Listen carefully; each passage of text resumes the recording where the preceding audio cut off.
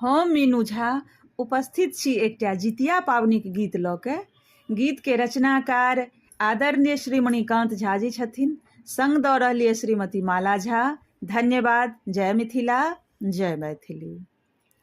गे बहिना हमहु करबै जितिया पर्व महान गे, सुनलहुँ बड़ गुणगान गे ना।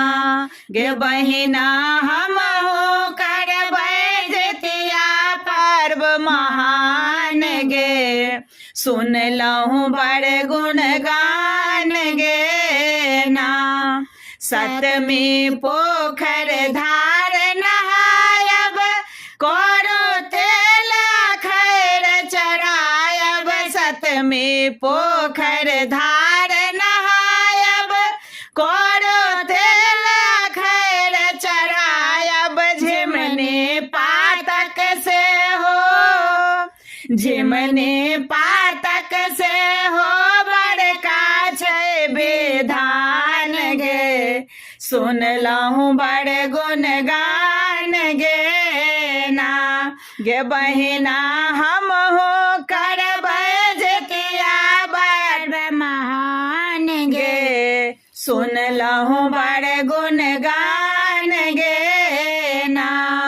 मरुआ रोटी माछक झोर, रान्हब उठिते भोरे भोर। मरुआ रोटी माछक झोर, रान्हब उठिते भोरे भोर। नूनी सागक संगे खायत सगर जहान गे, सुनलहुँ बड़ गुणगान गे ना। नूनी सागक संगे खायब सगर जहान गे, सुनलहुँ बड़ गुणगान गे ना।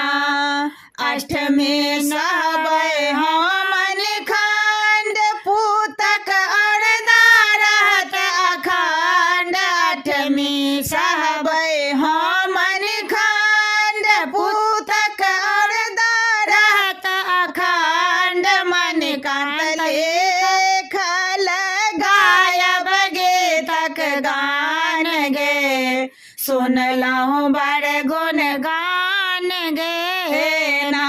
गे बहिना हमहु करबै जितिया पर्व महान गे, सुनलहुँ बड़ गुणगान गे